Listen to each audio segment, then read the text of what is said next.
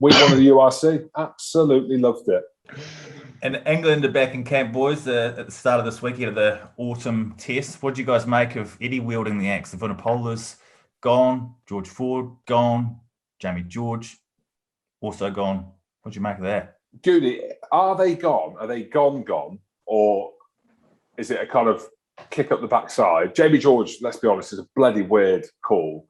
I can kind of see Billy. To a degree, I can kind of see Mako as well.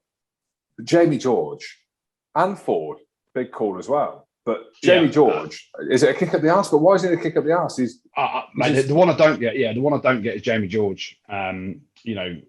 It's, for me, obviously Luke Cowan-Dickie has kind of edged his way just in front over the last year.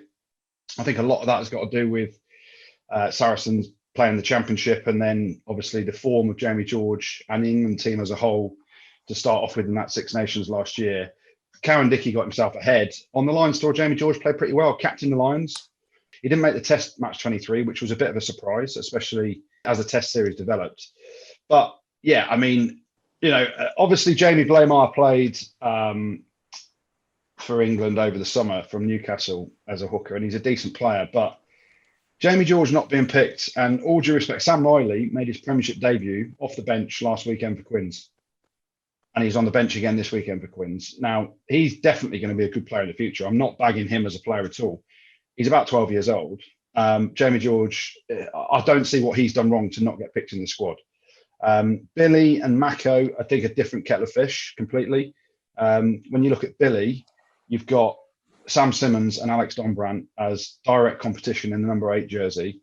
Let's not forget he played Tom Curry there as well last year. For me, Billy is a rocket. You've got to perform for Saracens. You've not performed well for England for the last 6, 9, 12 months kind of thing.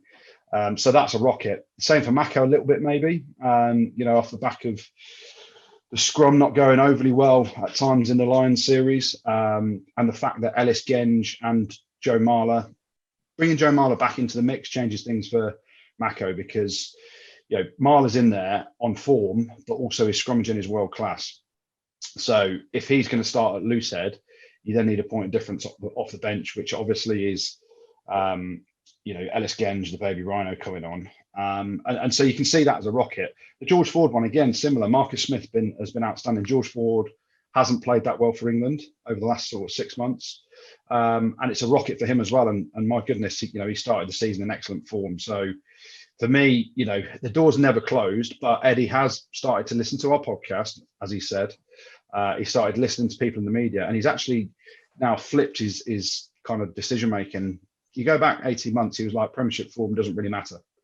It's not relevant to international class and international form. Now he's starting to change it, because he's actually picking form players on Premiership form at the back end of the season in terms of the summer series. And now, he's picked some exciting youngsters that are performing on the Premiership stage week in, week out. And it's great to see.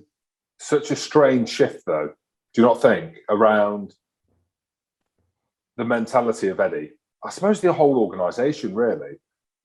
It's hard because we don't want to go too hard on it and too hard on him. Fuck it, let's go hard on him because he's earning a significant amount of money, and he's meant to be judged by people doing podcasts like us.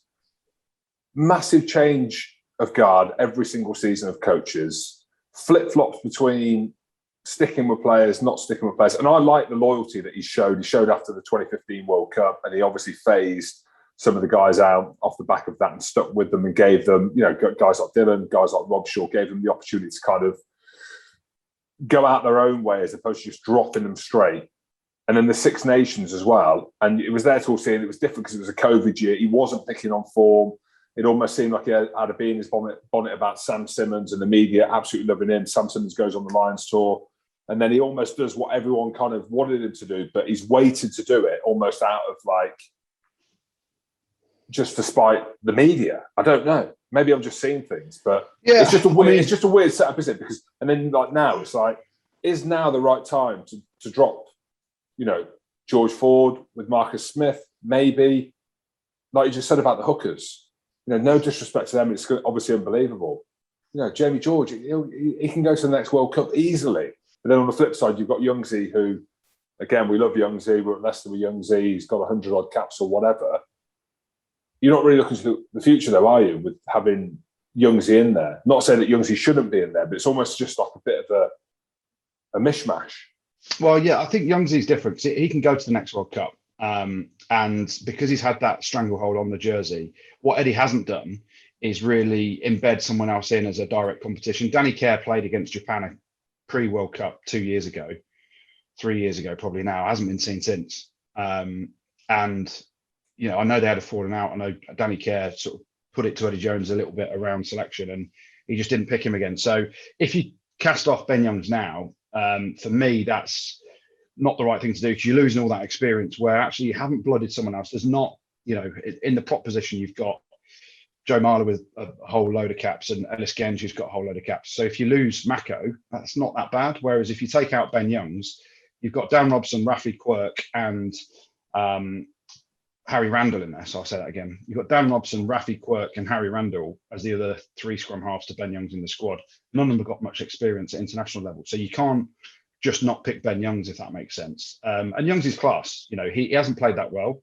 But because there aren't that many other options in terms of experience, and 9 is so pivotal in terms of running the game, you need Ben Young's experience in there, and you need to actually maybe he doesn't pick Ben Youngs this autumn and just gives Dan Robson the 9 jersey, and then has Rafi Quirk or Harry Randall on the bench as a point of difference to give him experience. But to be fair to Eddie Jones, he ain't doing it now. 2 years out from the World Cup, he's not doing it at all, is he?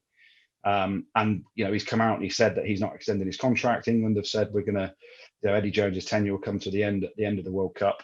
So now, if he's going to make changes, he's not planning for anything else except for the World Cup. So he can blood as many of these young players, and we might get a bit of pain along the way with, you know, a lot of these inexperienced players playing. But ultimately, he can always bring those boys back in as and when he needs, because he needs to learn about the other players in these positions now to go forward to win the World Cup, hopefully. What have you guys made of the new contact training guidelines that have come out this week? Oh, it's all going to be changed in 2 years. I mean, it's interesting, isn't it? Because you've got 15 minutes of full-on bone-on-bone, and I'd say there ain't many clubs that do much more than that anyway, is there? I don't know. I don't know what. I mean, it's probably a question I probably should ask the coaches. I mean, 15 minutes a week, which they're planning on changing in 2023. I don't know why they don't do it now. I don't know what the contact situation is actually in clubs. It's not a question that I've asked. I just presumed it was still full noise every Wednesday or Thursday. You know, Saracens in my last year, they were very limited in contact, bone on bone. You know, what they used to do was fill the field though with 30 shields. So you're really, I'll tell you what, Goode, I could hit a man on a shield. If I was holding the shield, right, and someone ran into me, apart from Mauro Toji, he sat me down before his first start in the European Cup. He ran straight over me on the bag. I wasn't expecting him to be that powerful. I'll tell you what, though, I could hold a bloody tackle shield and absolutely obliterate people. Anyway, it's not about well, it is about you. I'll tell you why you'd be able to do that, because you're the 100% the sort of player that wasn't in the starting team that would just go around Judas and boys with a tackle shield, wouldn't you? So you'd be carrying it. A boy's looking at the ball, coming into contact. You float in from his blind side and just buried his ribs. But the thing is as well, so you used to hold the bag, and if someone was running really hard, you go, and you'd literally just not stood behind the bag. You just hold it to the side. So they'll come flying at 100 miles an hour at you, and literally you're not behind the bag. So they just go flying. So anyway, you had to be there, and not many people did it, but I was one of the guys that did it on the bag. But anyway, that is obviously doesn't account for bone on bone. So that doesn't account for the 15 minutes of contact. Am I right in saying, Goode? No, because that's control contact where So effectively they've broken it down into 3 parameters, haven't they? So full on bone, probably 15 on 15 or 15 on 20, whatever you want to call it. Because I know some teams do that. They defend with 20 people. Good luck attacking against that, break the barrier stuff. That's 15 minutes. Then you go into sort of control contact, which is gym, your bags, you know, maybe boys suited up as well. That's 40 minutes a week. And then the set piece, live scrums, live mauls, live till the cows come home gym. You know, all that stuff is 30 minutes in a week. So I actually don't, you know, the big question for me is why haven't they just done it now? If you're talking about player welfare, why are we waiting for 2 years to worry about Because it? that's what they do at the top end of the game. That sits around a table, absolute zeppers.